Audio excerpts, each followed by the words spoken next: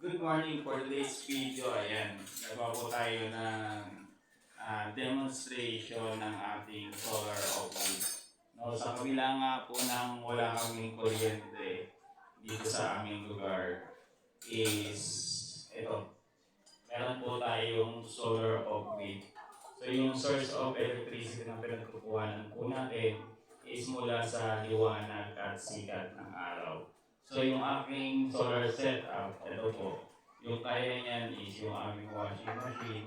Tapos yung daily use po namin is pwede po kami gumamit ng tatlong electric fan, dalawang AC na 220 volts, tapos isang electric fan na DC 12 volt system. Ayan. So buksan po natin yung clip fan. Ayan. So sinishare ko lang po para sa mga namumulema at napapakamot na po ng ulo, lalo nalalapit na naman po yung pagdating ng mga love letters po natin. Ayan.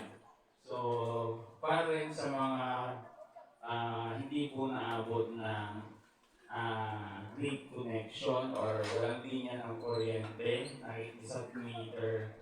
So, itong vlog na to guys is para sa inyo. Ayan.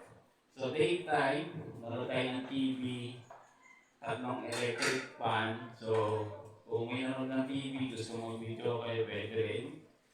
Kung naiinitan ka, no, tatlong electric fan, tawag mo sa'yo, sigurado malalamigan na, no, yung ulo mo. Ayan. Tapos, ayan, yung essential load, charge ng cellphone, power bank.